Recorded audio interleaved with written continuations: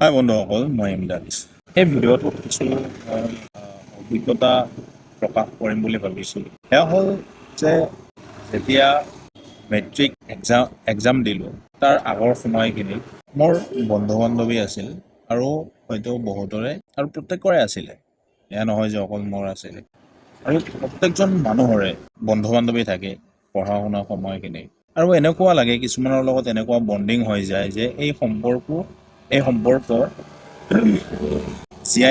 জীয়াই থকালৈকে অটুট থাকিব। কিন্তু সময়ৰ সতত যেতিয়া আমি আহ, আগবাঢ়ি যাওঁ, যেতিয়া মেট্ৰিক দিলোঁ, কোনোবাই ছায়েন্সত গ'ল, কোনোবাই কমাৰ্চত গ'ল, কোনোবাই আৰ্টছত গ'ল।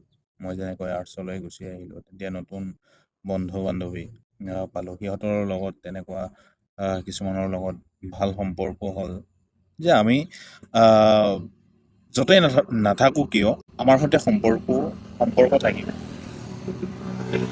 কিন্তু সময়ৰ সতত দেখা গ'ল যে সেইবোৰৰ লগত মাহেকত নহয়, বছৰেকতো তেওঁলোকৰ লগত কথা নহয়। কিছুমান বন্ধু বান্ধৱী ফেচবুকত বা ছ'চিয়েল মিডিয়াত আমি ফ্ৰেণ্ড হৈ আছোঁ, কিন্তু কেতিয়াও কাৰো লগত খুব কথা নহয়। হয়তো কেতিয়াবা কোনোবাই ফটো পোষ্ট কৰিলে বা কোনোবাই কিবা শ্বেয়াৰ কৰিলে দেখি থাকোঁ যে উপস্থিতি আছে, কিন্তু কাৰো লগত কোনো সংযোগ নাই। ঠিক তেনেকৈ যেতিয়া কলেজলৈ আহিলোঁ, কলেজৰ অহাৰ পিছত মানে কিছুমানৰ লগত ভাল সম্পৰ্ক গঢ়ি উঠিল আৰু শেষত সিদ্ধান্ত ল'লোঁ যে মানে আমি এনেকুৱা সিদ্ধান্ত লৈছোঁ যে আমাৰ সম্পৰ্কবোৰ আমি য'তেই নাথাকোঁ কিয় আমাৰ সম্পৰ্ক চিৰদিন থাকিব। আমি হোৱাটছএপ গ্ৰুপ খুলিলোঁ, কিছুমানৰ যিসকলৰ লগত মানে ভাল বণ্ডিং, সিহঁতক লৈ এটা হোৱাটছএপ গ্ৰুপ কৰিলোঁ। হোৱাটছএপ গ্ৰুপ কেইদিনমান চলিলে আকৌ নিস্তব্ধ হৈ গ'ল। কোনোবাই মানে কাৰোবাৰ কথা তাতমত কোনোবাই লেফ্ট ল'লে আৰু তেনেকুৱাই মানে সেইবোৰ ধ্বংস হৈ গ'ল। সেইবোৰ পিছৰ কথা যে আমি যিবিলাক মানে ভাবিছোঁ আমাৰ মানে সুখ দুখৰ কথাবিলাক আমি যাৰ লগত শ্বেয়াৰ কৰিছোঁ বা যাক আপোন বুলি ভাবিছোঁ, তেজৰ সম্পৰ্কটো সম্পৰ্ক নহয়। তেজৰ সম্পৰ্কৰ বাহিৰেও কিছুমান এনেকুৱা ধৰণৰ সম্পৰ্ক হয় যে তেজৰ সম্পৰ্কতকৈ ঊৰ্ধত গৈ আমি মানে তেনেকুৱা এটা পৰ্যায়ত পাওঁ যাক আমি সকলো শ্বেয়াৰ কৰিব পাৰোঁ। সেই কাম তাৰ লগত মানে শ্বেয়াৰ কৰিব পাৰোঁ।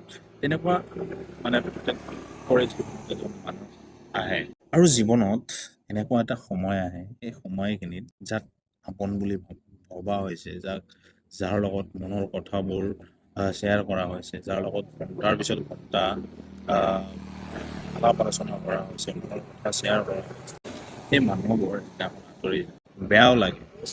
আৰু হয়তো প্ৰত্যেকৰে জীৱনত এনেকুৱা এটা সময় আহে যোনটো সময়ত কাৰো পৰা মানসিক চাপৰ্ট মানে অৰ্থনৈতিক চাপৰ্টটোতো দূৰৰ কথা, মানসিকভাৱেও মানে আপোনাক চাপৰ্ট দিবলৈ আহে। সকলোৱে গম পায় যে তেওঁ বা তাই কেনেকুৱা ধৰণৰ মানে পৰিস্থিতিত আছে, কেনেকুৱা ধৰণে তাৰ জীৱনটো মানে গৈ আছে।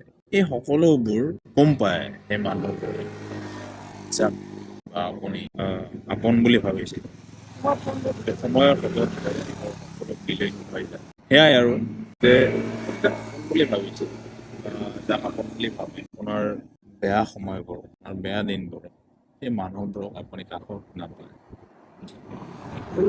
নোপোৱাৰ যি দুখ আৰু যন্ত্ৰণা সেয়া অকল ভুগিয়েহে অনুভৱ কৰিব পাৰোঁ। মই এয়াই অনুভৱ কৰিছোঁ যে আমি কিছুমান প্ৰেক্টিচ কৰিব লাগে। সেয়া হ'ল যে আমি কাৰোৰে পৰা এক্সপেক্টেশ্যন ৰাখিব নালাগে যে মই তেওঁৰ বাবে বা তাইৰ বাবে মই ইমানখিনি কৰিলোঁ।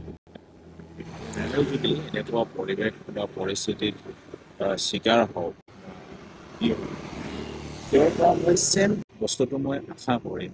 এই মানে ধাৰণাটো, এই আশাটো আমি আচলতে কৰিব নালাগে। বহু সময়ত দেখা যায় যে নিজৰ ক্ষেত্ৰতো কেতিয়াবা আমি মানে যিখিনি কৰিব লাগে সেইখিনি আমি কৰিব নোৱাৰোঁ। পৰিৱেশ পৰিস্থিতিৰ বাবে হওক, যিকোনো কাৰণতে নহওক কিয় আমি কিন্তু সেইখিনি কৰিব নোৱাৰোঁ। কিছুমান এৰাব নোৱাৰা কামৰ বাবে বা পৰিস্থিতিৰ বাবে আমি সম্পৰ্কবোৰ হেৰুৱাই গৈ থাকোঁ। আমি সম্পৰ্কবোৰ হেৰুৱাওঁ। আমি যি যি সম্পৰ্ক আৰু এটা সম্পৰ্কক যিমানখিনি আপোনাৰ গুৰুত্ব দিব লাগে বা সময় দিব লাগে আমি দিব নোৱাৰোঁ। যাৰ বাবে তেনেকুৱা ধৰণৰ তো এটা সময়ত গৈ আপোনাৰ কোনো নাথাকে আৰু সেই সময়টো বৰ বেদনাদায়ক, বৰ কষ্টকৰ যে আপোনাৰ মনৰ কথাখিনি আহ, আপুনি প্ৰকাশ কৰিব নোৱাৰা অৱস্থা যে আৰু কিছুমান এনেকুৱা কথা থাকে যি কথা আপুনি যাকে তাকে শ্বেয়াৰ কৰিব পাৰে, তাৰে আগত প্ৰকাশ কৰিব নোৱাৰে আৰু প্ৰকাশ কৰিলে আপোনাৰ আহ, হয়তো বিপদ হ'ব, কিন্তু আপোনাৰ মনৰ ভিতৰতে ৰাখি আপুনি নিজকে অসুস্থ কৰি পেলোৱা ধৰণে হয়। মোৰ নিজৰ ক্ষেত্ৰতো কৈছোঁ যে মই এনেকুৱা কিছুমান কথা আছে বা কথা মানে ঘটনা সংঘটিত হৈছে যি মোৰ আকৌ শ্বেয়াৰ কৰিব। যদি মোৰ এজন বিশ্বাসযোগ্য, মোৰ কওঁতে মানে অলপ কি লাগি আছে যে বিশ্বাসযোগ্য যদি কোনোবা থাকিলে হয়, মই হয়তো তেওঁক মোৰ এই যি চলি আছে, যি ঘটনা ঘটিছে বা ঘটি আছে, এই সম্পৰ্কে মই তেওঁৰ লগত আলোচনা কৰিব পাৰিলোঁ হয় বা তেওঁৰ পৰা পৰামৰ্শ ল'ব পাৰিলোঁ। এনেকুৱা এটা সময়ত আছোঁ যে মই কাকো এতিয়া বিশ্বাস কৰিবলৈ টান পোৱা হৈছোঁ, কাকো বিশ্বাস কৰিব নোৱাৰি সঁচাকে।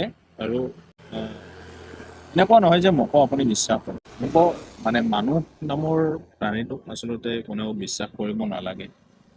সেয়াই আৰু আহ্বান, ময়ো কাকো বিশ্বাস নকৰোঁ, আপোনালোকেও কাইণ্ডলি বিশ্বাস নকৰিব। আৰু এটা সম্পৰ্ক সদায় থাকে, সেয়া হ'ল মা। মই মাৰ কথাটো কওঁ যে মাৰ লগত সন্তানৰ যি সম্পৰ্ক সেয়া মানে ভাষাৰে প্ৰকাশ কৰিব নোৱাৰে। আপোনাৰ যিয়ে নহওক কিয়, আপোনাৰ কি বুলি কয়, বিপদৰ সময়ত আপুনি সদায় বা আপুনি বিপদত পৰিব তাৰ আগতে আপোনাৰ মাকে গম পায়। তো মই যি ভাবোঁ যে মাৰ লগত শ্বেয়াৰ কৰিব পাৰে মেক্সিমাম কথা। কিছুমান কথা নিজৰ লগত এনেকুৱা নহয় যে আপুনি চব কথাকেই আপুনি প্ৰকাশ কৰি দিব। কিছুমান নিজে সহ্য কৰিব লাগে, মানি লৈ ল'ব লাগে, কিছুমান মানি ল'ব লাগে, কিছুমান এৰিব লাগে। এই এটা ধৰাৰ মাজতে আপুনি চলিব লাগিব। এইখিনিয়ে আৰু বাকী আগলৈ বেলেগ বেলেগ ধৰণৰ অভিজ্ঞতা শ্বেয়াৰ কৰিম। আজি এইখিনিয়ে ক'লো সম্পৰ্কৰ ওপৰত যে সম্পৰ্ক থাকিব লাগে, এজন মানুহ থাকিব লাগে, আৰু যিজন মানুহৰ তেনেকুৱা এজন মানুহ নাই, আচলতে তেওঁ বহুত এজন দুৰ্ভাগ্যৱান বুলি কওঁ, যিটো মই কাৰণ তেনেকুৱা বিশ্বাসযোগ্য মানে এই মুহূৰ্তলৈকে কোনো নাই। ধন্যবাদ।